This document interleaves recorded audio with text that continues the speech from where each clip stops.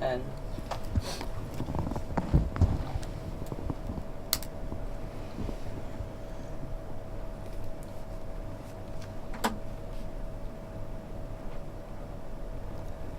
Hello and welcome to another edition of Media Watch. I'm your co-host Eric Tait.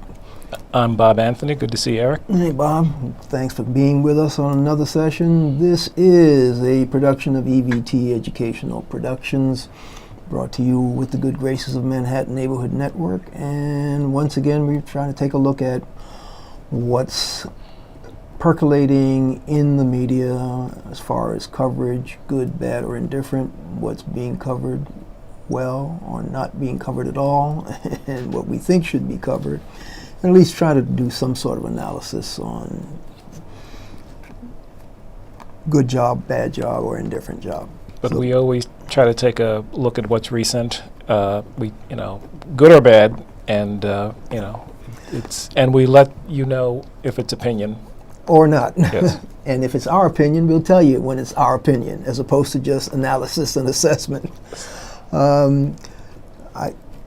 Bob, you've been out of town. You were doing media stuff, technology stuff in Houston. You want to tell us a little bit about that trip and what we should be looking for? Well, just briefly, HP invited some of the press out to Houston a couple of weeks ago, and we were able to take a look at the labs, how they analyze the products before they go out the door. And they do all sorts of things, from testing what types of plastics to use and how to wedge in the batteries, and to how to make sure static electricity doesn't cause your laptop to fail. They even had sort of a Star Wars looking static gun that they would shoot a laptop with until it failed. And if it failed, back to the shop it goes for a little bit more research. So it's pretty interesting little stress roundup. test for equipment. Right. Okay. So that's they wasn't big on product launches, but that's sort of that's the technology you can look forward to when HP products coming down the road. HP, Hewlett Packard, are they into the laptop business now themselves, or were they just testing other people's laptops? No, they were testing their own, and they were testing everything from how the hinges survive heavy use to how the screens survive bangs and drops. It's the old Compaq factory, which HP acquired years ago, and now it's a major campus. Well, it always has been a big campus, but HP has sort of widened it even more. Okay. And some of the HP production is done right there, and we got to see how some of the products are shipped out the door. So that's the PC part. The printing part is elsewhere. Okay, so maybe there's another generation of tough laptops that journalists will be taking on the road with them to cover their stories? I think so, based on what I saw. I mean, that was the point of the media trip, to let us know that every time show us the types of robots they use to actually bake some of the equipment to see how high a temperature it would go to until it failed. And they froze them too. We had sort of a small chill room. You could take it down way below zero. So it's true stress test. Yeah, but anyway, it was a good trip for seeing how things are done behind the scenes before that product comes out and into your hands. So give HP kudos for R&D. Good. Yeah. I actually did a non-journalistic trip, but every trip that you take is journalistic, because I saw some really good jazz and blues artists, and got a good revisit in Montreal last week, catching the front end of the annual Montreal Jazz Festival.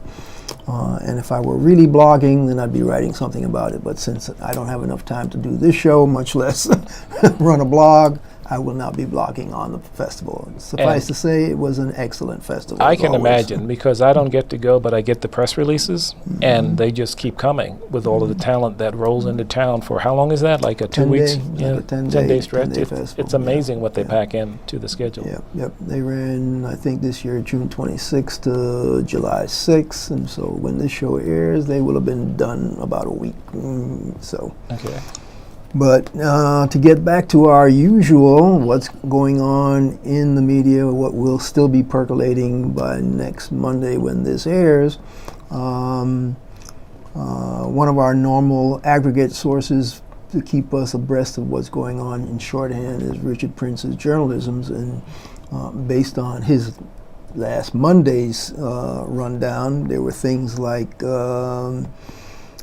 NPR stations in a quandary about replacing the Tell Me More show. And you know, Tell Me More show was the show that Michelle, what's her last name? Used to be with ABC News. The anchor for Tell Me More on NPR. I'm blanking myself. Yes. Oh, well. I have to call it up on the smartphone. Well, I'll call it up while you... Well, they've decided to cancel that show. It goes off the air, I believe, on August 1st. Okay. And, of course, it was another of NPR's attempt at trying to become a more diverse platform for the American public. And they failed miserably with the Tavis Smiley show, and then they rolled something else out to replace the Tavis Smiley show on NPR and did not support that very well, and that tanked.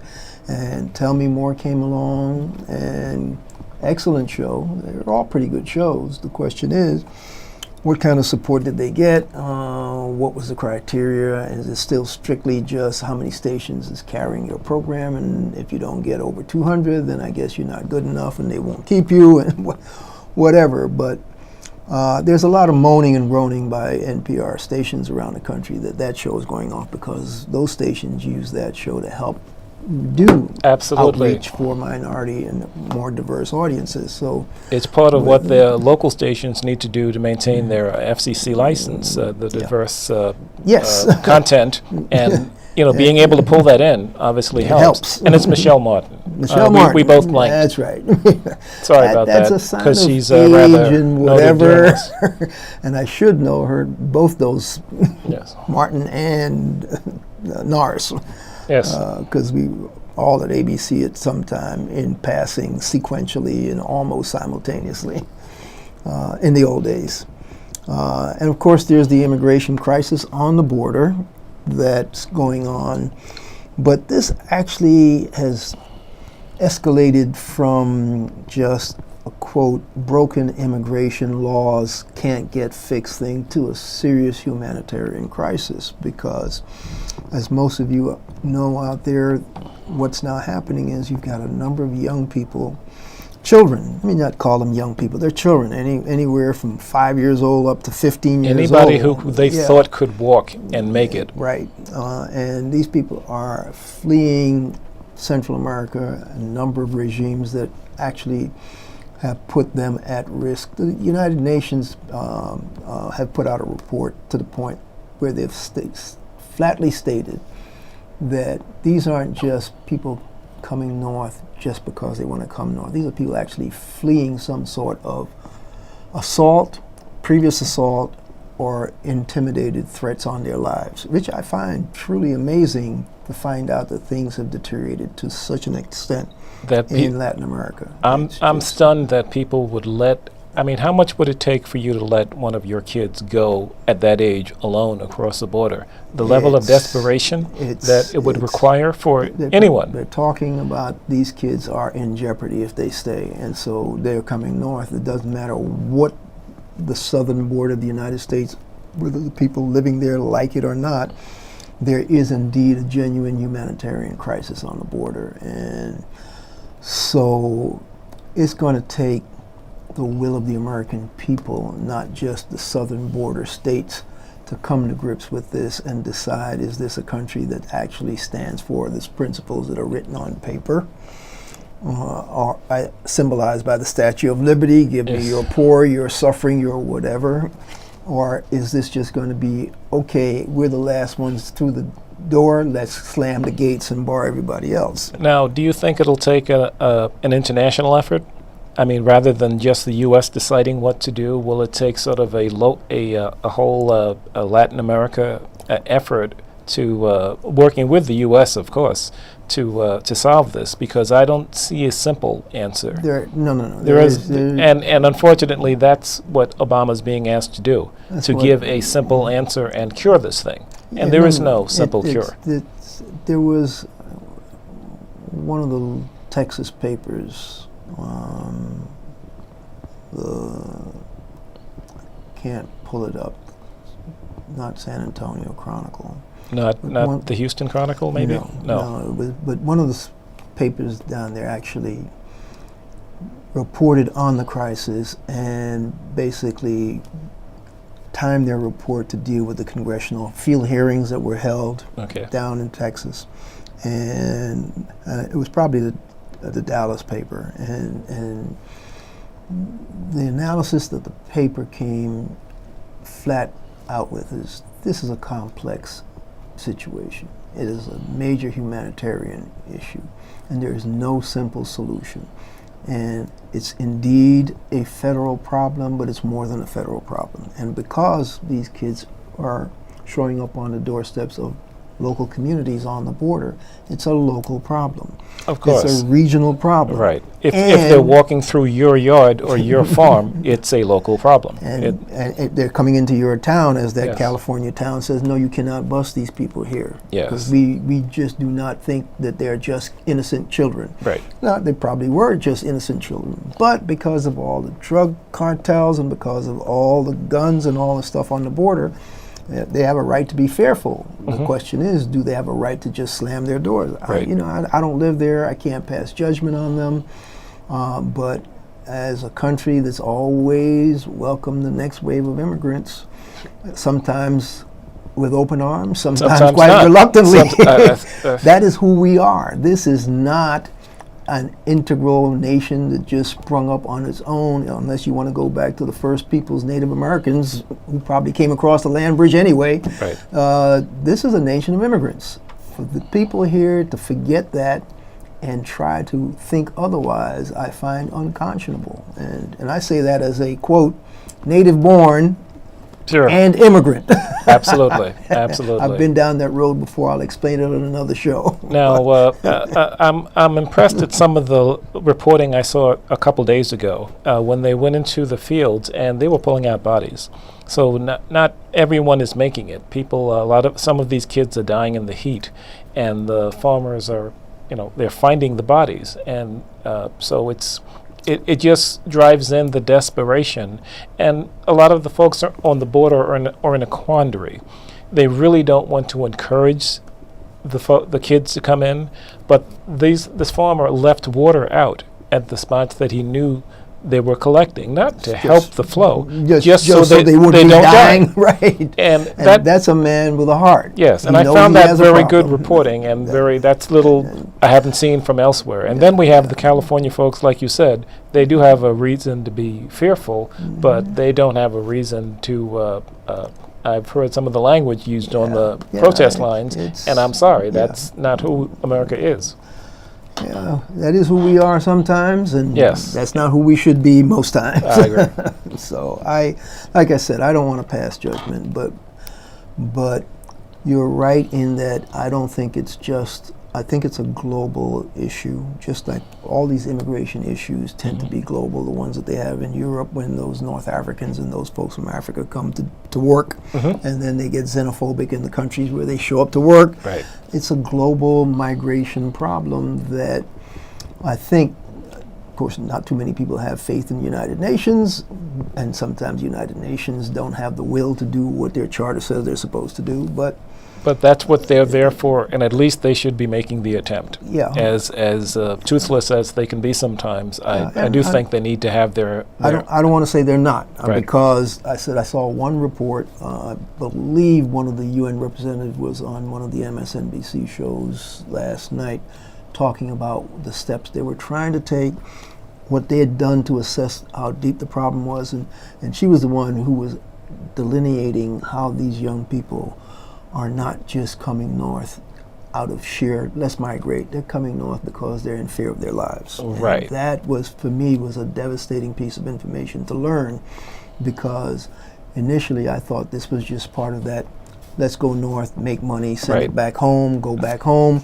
This is a totally different issue, folk. It's actually mind-blowing, and we need to know more about it.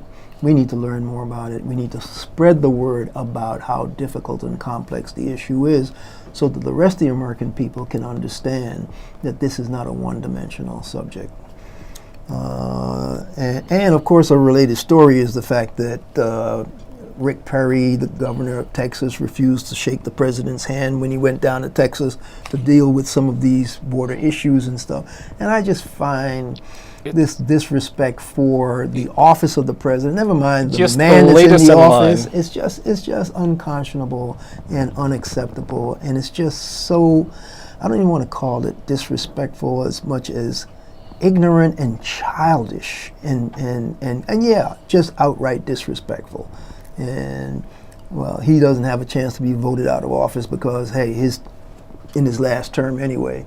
But I would expect the people of Texas who actually have some respect for their federal government, I don't know how many people in Texas do, to at least want to call him to task for that kind of an insult to the office of the president, even if it's not the individual that they respect. I mean, historically, even the 1963 Texas that greeted John F. Kennedy greeted him at the airport with a level of respect, even though he was on the outs. He was not loved. He was not loved in Texas. But they respected the office and the man that was in the office, so Absolutely. they gave him that respect. I mean these people have a different way, and it could be part of this whole issue that the country is already so polarized that people just hate anybody that's on the other side, no matter what their skin color, no matter what their office is, as long as they're the other side of the political spectrum, they just can't work with them, don't want to try to work with them, which basically is not how this country was designed to function. This whole checks and balances,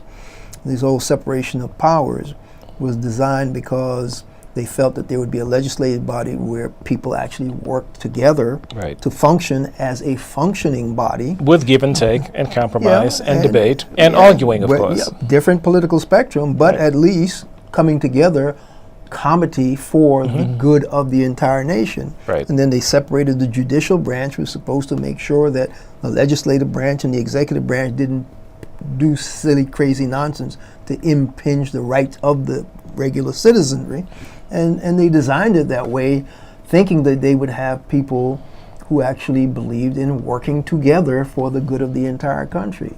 We don't seem to have that any longer in this country, and it's certainly not in this administration. I mean, from the opponent. It's not even just Obama and Boehner, or it goes back through, it's at least since Ronald Reagan and Jimmy Carter. It's just gotten worse the more we've come down the pike.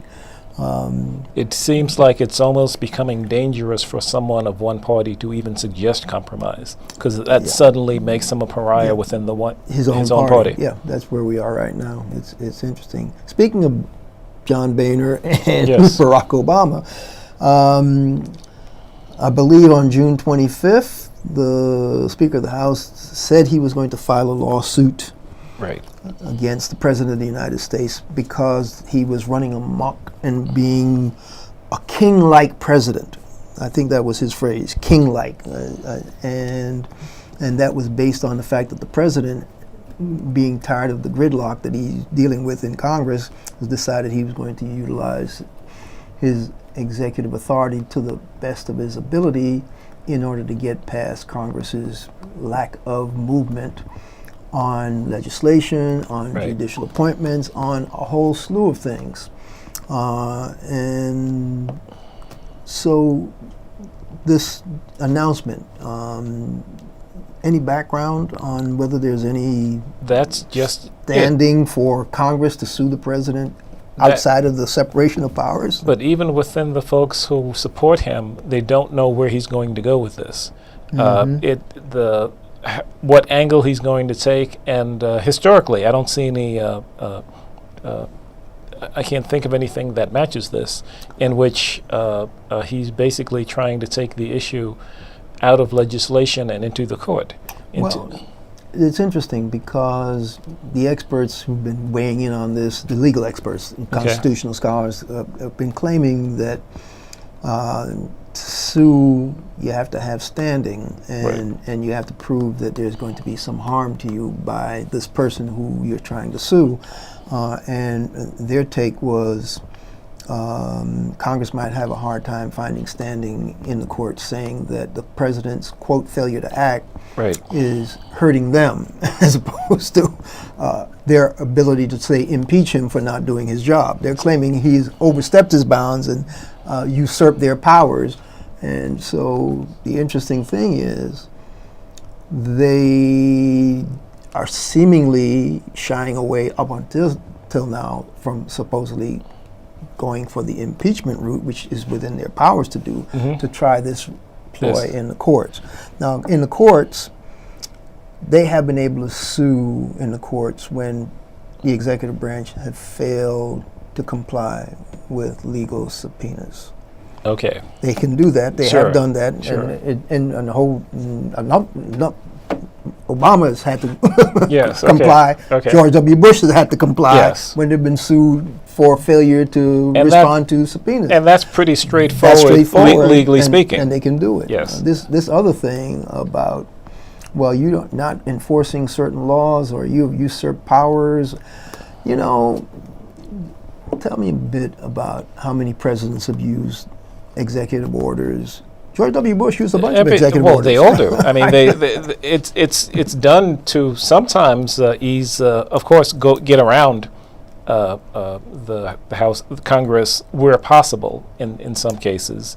But yeah, when they don't act, right, and there's the ability to use an executive order. That's what I mean. Well, but you're saying that for the lawsuit, it would have to be on the level of asking for an injunction, for example, where you have to prove that harm would be done in order for a court to say, well, we'll stop these folks from whatever striking because something might happen.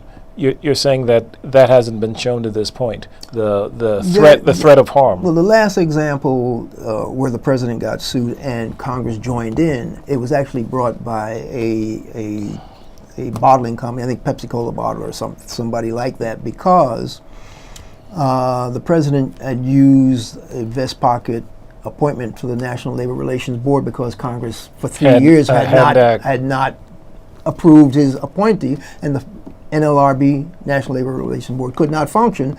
He said, this is crazy. We need that guy. He made the appointment.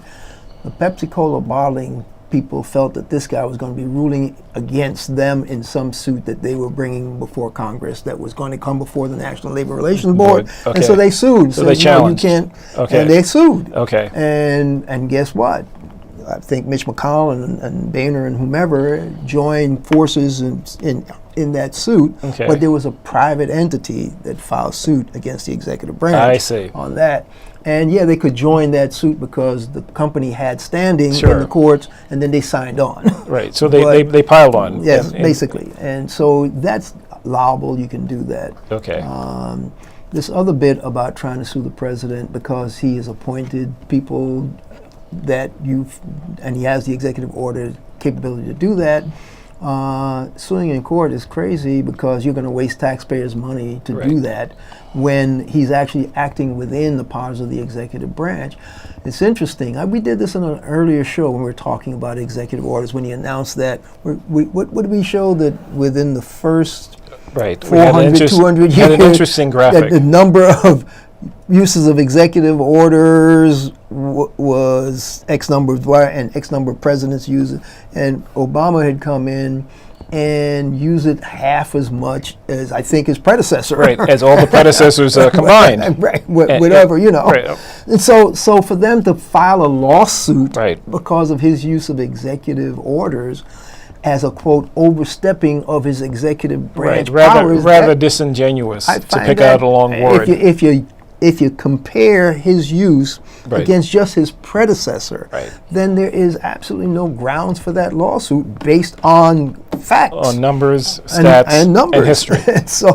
So the White House is saying, well, this is a John Boehner political stunt. And they may be right.